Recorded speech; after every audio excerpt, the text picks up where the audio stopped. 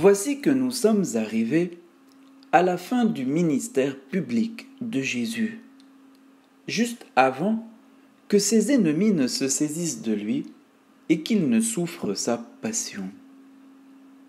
Jésus, sachant bien que son heure était proche de quitter le monde, voulut laisser à ses disciples la plus grande marque d'amour à leur égard. Ceci eut lieu pendant le repas de la Pâque, au cours duquel les Juifs faisaient mémoire de la libération des Hébreux.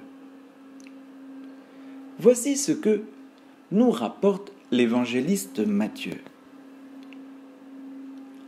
Alors l'un des 12 nommé Judas Iscariote se rendit chez les grands prêtres et leur dit : « Que voulez-vous me donner si je vous le livre ?» Ils lui remirent 30 pièces d'argent. Et depuis Judas cherchait une occasion favorable pour le livrer. Le premier jour de la fête des pains sans levain, les disciples s'approchèrent et dirent à Jésus : « Où veux-tu que nous fassions les préparatifs pour manger la Pâque ?» Il leur dit : « Allez à la ville chez un tel et dites-lui : le maître te fait dire : mon temps est proche. C'est chez toi que je veux célébrer la Pâque avec mes disciples. » Les disciples firent ce que Jésus leur avait prescrit et ils préparèrent la Pâque. Le soir venu, Jésus se trouvait à table avec les 12. Pendant le repas, il déclara : « Amen, je vous le dis, l'un de vous va me livrer. » Profondément attristés, ils se mirent à lui demander chacun son tour : « Serait-ce moi, Seigneur ?» Prenant la parole, il dit : « Celui qui s'est servi au plat en même temps que moi, celui-là va me livrer. Le Fils de l'homme s'en va comme il est écrit à son sujet. Mais malheur à celui par qui le Fils de l'homme est livré. Il vaudrait mieux pour lui qu'il ne soit pas né, cet homme-là. » Judas, qui le livrait, prit la parole. « Rabbi, serait-ce moi ?» Jésus lui répondit : « C'est toi-même qui l'as dit. » Pendant le repas, Jésus ayant pris du pain et prononcé la bénédiction, le rompit, et le donnant aux disciples, il dit : « Prenez, mangez, ceci est mon corps. » Puis, ayant pris une coupe et ayant rendu grâce, il la leur donna en disant : « Buvez-en tous, car ceci est mon sang, le sang de l'alliance, versé pour la multitude, en rémission des péchés. Je vous le dis, désormais je ne boirai plus de ce fruit de la vigne, jusqu'au jour où je le boirai nouveau avec vous, dans le royaume de mon Père. » Après avoir chanté les psaumes, ils partirent pour le mont des Oliviers. Alors Jésus leur dit : « Cette nuit, je serai pour vous une occasion de chute, car il est écrit : je frapperai le berger et les brebis du troupeau seront dispersées.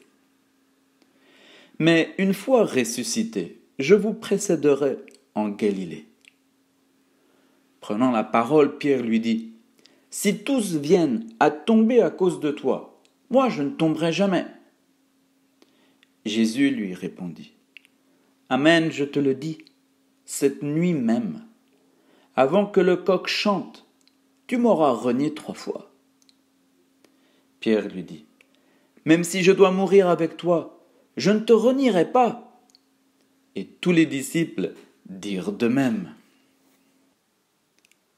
Ainsi, au cours du repas pascal, Jésus donna à ses disciples son propre corps à manger et son propre sang à boire.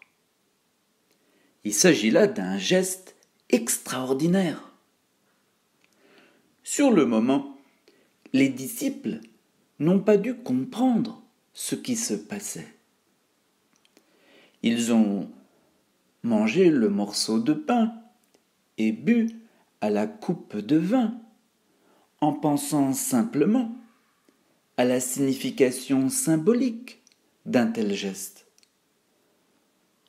C'est seulement après la résurrection qu'ils ont découvert la signification exacte des paroles de Jésus. C'est pendant les 40 jours durant lesquels Jésus est apparu régulièrement aux disciples qu'il leur a expliqué et qu'eux-mêmes ont fait l'expérience de ce que cela pouvait signifier que de manger au corps de Jésus et de boire à son sang. Et tout d'abord, qu'il ne s'agit pas de son corps et de son sang, tandis qu'il était avec eux avant sa passion sur la terre. Mais il s'agit de son corps et de son sang après la résurrection, c'est-à-dire de son corps et de son sang ressuscités. En donnant son corps et son sang à manger et à boire à ses disciples, et ensuite à tous les hommes qui participeront à ce repas, Jésus communique son état de vie nouvelle, celle dont il jouit dans la gloire de sa résurrection. Il donne une chair qui est tout à fait différente de celle que nous connaissons et un sang qui est aussi tout à fait différent de celui que nous connaissons.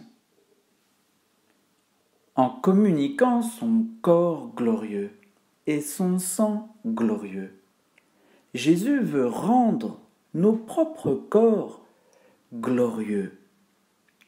De la même façon que tous les jours, nous mangeons des aliments de la terre pour donner la vie à notre corps.